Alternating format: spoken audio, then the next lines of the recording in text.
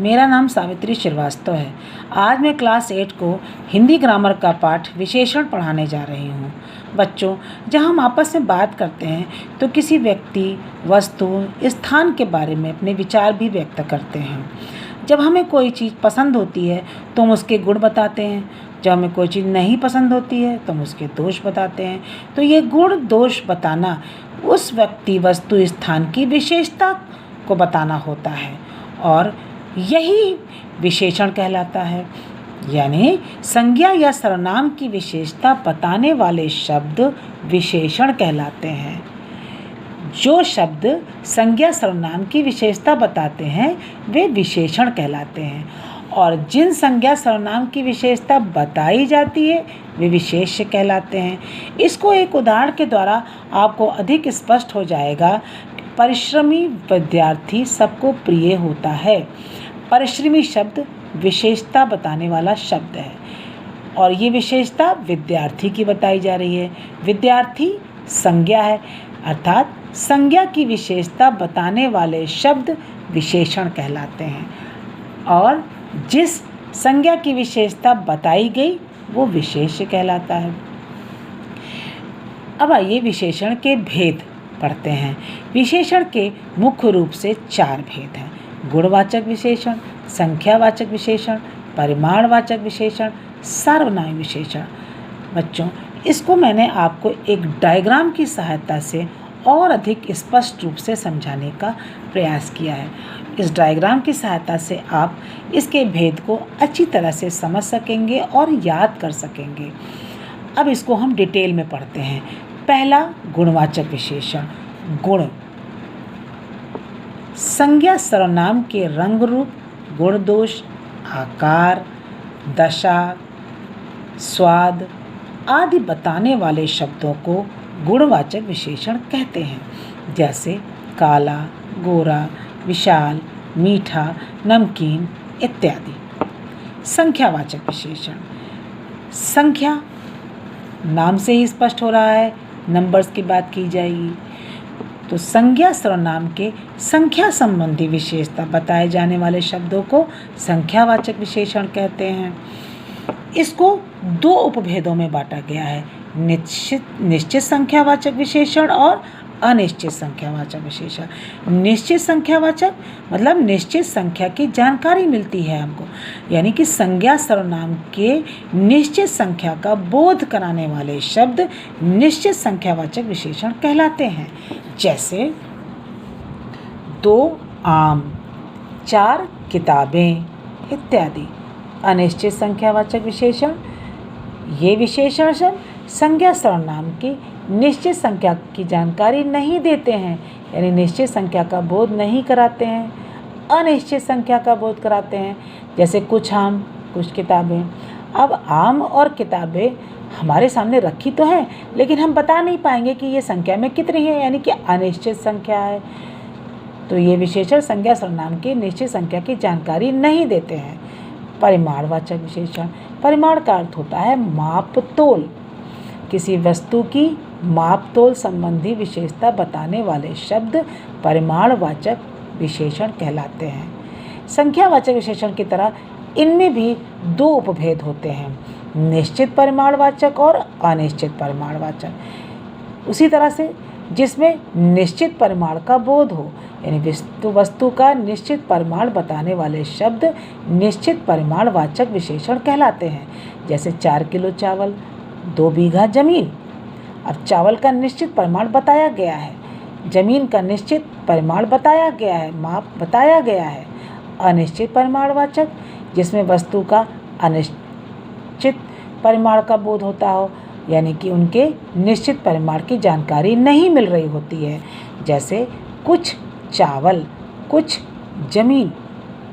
चौथा है सार्वनामिक विशेषण। इसको संकेतवाचक विशेषण भी कहते हैं। जैसे सर्वनाम जब सर्वनाम कोई सर्वनाम शब्द किसी संज्ञा शब्द की विशेषता बताए या उसके विशेषण की तरह प्रयोग किया जाए, उसको सार्वनामिक विशेषण कहते हैं। इसको उदाहरण द्वारा आप समझ सकते हैं। वह लड़का बुद्धिमान है। जब हमने कहा लड़का बुद्धिमान है तो लड़का की विशेषता बताई गई, लेकिन हमने कहा वह लड़का, यहाँ पर हमने संकेत दे दिया, तो ये सर्वनाम शब्द संज्ञा के पहले लगकर उनकी विशेषता बता रहा है। इसी प्रकार से बाहर कोई आदमी खड़ा है, कोई सर्वनाम शब्द संज्ञा के पहले लगकर उसकी विशेषता बताया कि बाहर कोई आदमी है। तो विशेषण के 4 भेद हैं: गुणवाचक, संख्यावाचक, परिमाणवाचक और सार्वनामिक विशेषण।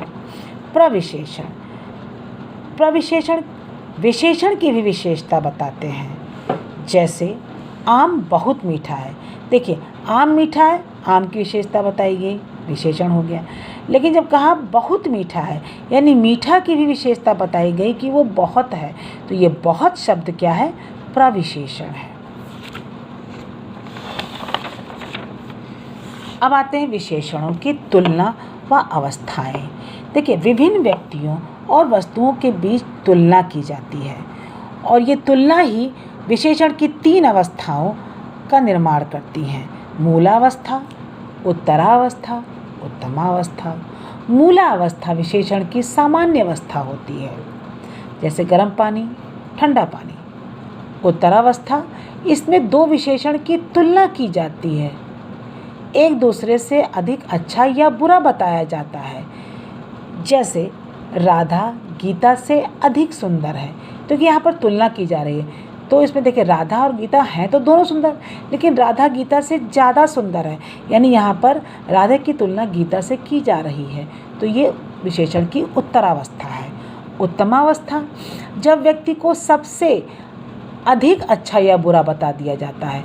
व्यक्ति, वस्तु, स्थान, किसी भी चीज़ को जब सबसे अधिक अच्छा या बुरा बता दिया जाता है। जैसे माउंट एवरेस्ट सबसे ऊंची चोटी है, अब यहाँ पर तुलना नहीं की गई है, यहाँ पर सबसे ऊंचा बता ही दिया गया है, तो ये विशेषण की उत्तमावस्था है। तो विशेषण की 3 अवस्थाएं: मूलावस्था, सामान्य अवस्था है। उत्तरावस्था, 2 विशेषण की तुलना की जाएगी। उत्तमावस्था, इसमें उसको सबसे अधिक या सबसे कम बता दिया जाएगा। अब जब मूलावस्था उत्तमावस्था लिखते भी हैं तो हम क्या करते हैं, तत्सम शब्दों के साथ मूलावस्था में तर या तम जोड़कर उत्तरावस्था उत्तमावस्था बना देते हैं। विशेषण की रचना, विशेषण की रचना बच्चों प्रत्यय जोड़कर की जाती है, और इसको 4 प्रकार से किया जाता है: संज्ञा से, सर्वनाम से, क्रिया से और अव्यय से। संज्ञा से, जैसे प्रकृति, प्रकृति शब्द संज्ञा है। जब इसका विशेषण बनाया गया तो इसमें एक प्रत्यय जोड़ा गया और शब्द बना प्राकृतिक। ज्ञान, ये संज्ञा शब्द है, और जब इसमें एक ई जोड़ा गया तो शब्द बना ज्ञानी, ये विशेषण है। सर्वनाम, यह इसका विशेषण बना ऐसा, मैं, मेरा। क्रिया से बिक, बिक जो है वो क्रिया है, उसका मूल रूप है। इसमें आऊ प्रत्यय जोड़ा गया तो विशेषण बना बिकाऊ। बोलना, बोलना शब्द से जब विशेषण बनाया तो वाला प्रत्यय जोड़ा गया, बोलने वाला। अव्यय से बाहर, बाहर शब्द जो है वो अव्यय है, बाहरी। आगे, अगला, यानी विशेषण की रचना प्रत्यय जोड़कर की जाती है। संज्ञा, सर्वनाम, क्रिया और अव्यय से विशेषण शब्द बनाए जाते हैं। तो बच्चों, आपने आज विशेषण पाठ पढ़ा और उसके भेद पढ़े। विशेषण शब्द संज्ञा सर्वनाम की विशेषता बताने वाले शब्द होते हैं। विशेषण के 4 भेद हैं। विशेषण, प्रविशेषण किसे कहते हैं, विशेषण की तुलना कैसे की जाती है, उनकी अवस्थाएं कौन कौन सी होती हैं, और विशेषण की रचना संज्ञा सर्वनाम क्रिया से और अव्यय से किस प्रकार की जाती है। तो अब अंत में हम आपको 2 प्रश्न दे रहे हैं जिनका उत्तर आप अपनी रफ कॉपी में लिखेंगे। पहला प्रश्न है, विशेषण किसे कहते हैं? विशेषण और प्रविशेषण में क्या अंतर है? प्रश्न 2, विशेषण की रचना कितने प्रकार से की जाती है? उदाहरण सहित लिखिए। धन्यवाद।